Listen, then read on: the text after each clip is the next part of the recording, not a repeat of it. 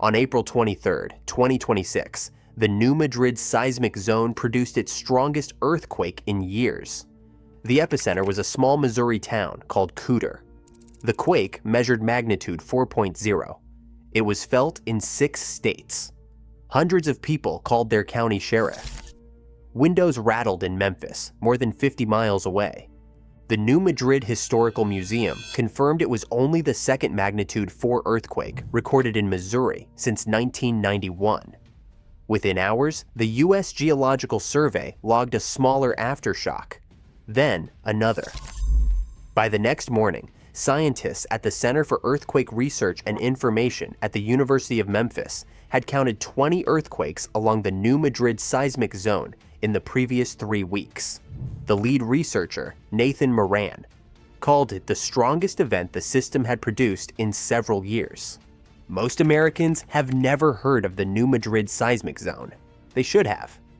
Beneath the soft Mississippi River sediment of southeast Missouri, northeast Arkansas, western Tennessee, and western Kentucky lies a broad sediment-filled basin called the Mississippi Embayment. Below that runs an ancient scar in the bedrock geologists call the Reelfoot Rift. About 600 million years ago, the North American continent nearly tore itself apart. The split failed, but the wound never fully healed. The faults are still there, buried under 100 to 200 feet of river silt, quietly absorbing pressure from the slow westward drift of the continent above them. The Reelfoot Thrust, the central segment of the system, is the most active. For most of recorded history, the rift was silent. Then, in the winter of 1811, it broke. On December 16, 1811, an earthquake estimated at magnitude 7.5 struck near the Arkansas border. 6 weeks later, on January 23, 1812, a second one followed. On February 7th, the largest of the 3 flattened the small river town of New Madrid, Missouri. The shaking lasted 4 minutes. Trees snapped in half. The riverbed of the Mississippi deformed so violently that water appeared to flow upstream. Land sank. New lakes formed. Reelfoot Lake in Tennessee, 18 miles long, 5 miles wide, was created in a single afternoon. The quakes were felt across more than 5 million square kilometers. Church bells rang in Boston. Chimneys collapsed in Cincinnati. The shaking woke residents in Quebec. This matters because of one fact most people never learn in school. Earthquakes east of the Rocky Mountains travel through colder, harder bedrock.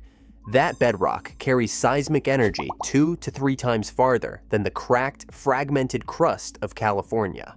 The Missouri Department of Natural Resources estimates that an earthquake of equal magnitude in the central United States can shake an area roughly 20 times larger than one on the West Coast. The 1811 sequence killed almost no one. The region was empty. Today, it is not. Paleoseismologists have spent the last 20 years digging through the silt and sand left behind by ancient earthquakes.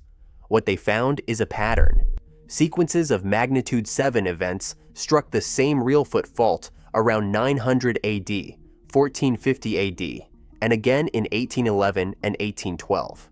The U.S. Geological Survey now estimates a recurrence interval of roughly 500 years.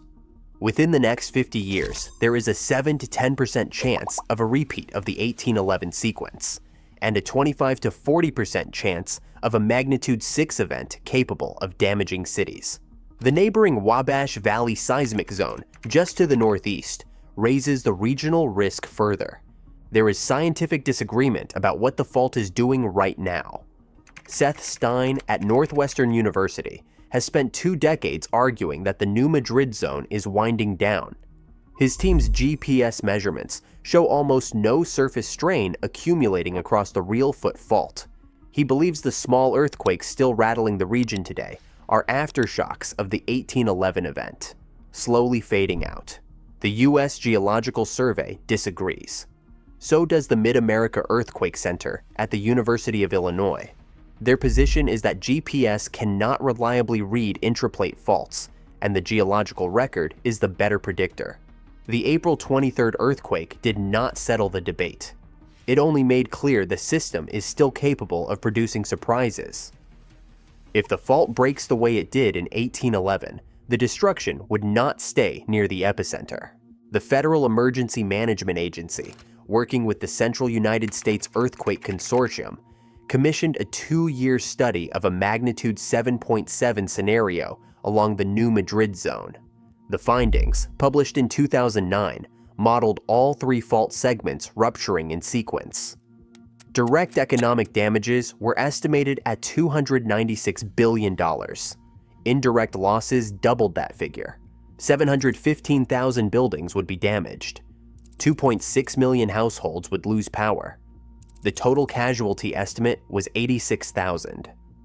3,500 would be killed if the earthquake struck at night. 7.2 million people would be displaced. 2 million would need temporary shelter. FEMA called it the largest natural disaster scenario the United States has ever modeled. The reason the numbers are so large is not the strength of the earthquake. It is the city of Memphis. More than 1 million people live in the metropolitan area.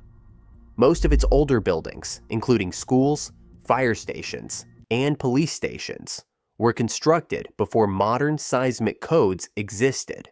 The Mississippi River sediment beneath downtown is prone to a process called liquefaction, where the soil temporarily behaves like a fluid during shaking.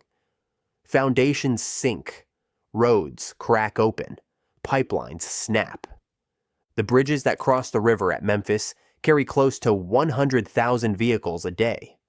2 of them, the Hernando de Soto Bridge on Interstate 40 and the Memphis, Arkansas Memorial Bridge on Interstate 55, are the only crossings for hundreds of miles. According to U.S. Geological Survey assessments, at least 1 highway bridge and 1 railroad bridge crossing the Mississippi River are unlikely to survive a major New Madrid earthquake. This is not theoretical. In May of 2021, an inspector for the Arkansas Department of Transportation discovered a fracture in a critical steel beam on the Hernando de Soto Bridge. The crack had been visible in inspection photos as early as 2016. 2 of the 4 plates supporting one of the bridge's main load-bearing tension members were already broken. The bridge was structurally unsound. It was closed for 3 months. The repair cost roughly $10 million. There was no earthquake. The bridge nearly failed under its own weight. Beneath the surface, the situation gets worse. Major natural gas and oil pipelines carrying fuel from Louisiana to the northeast cross directly through the seismic zone. Federal seismic studies have warned for years that these lines are vulnerable and that a major rupture would mean fires, chemical spills, and energy disruption across the eastern half of the country. The April 23rd earthquake caused no damage, no injuries, no real warning beyond the data. But the U.S. Geological Survey has now logged 20 quakes in 3 weeks in a fault zone that runs through 5 states, beneath 2 major cities, and underneath the bridges and pipelines that carry the central United States. In 1811, the area was a frontier. In 2026, it is the heart of America. The fault does not care which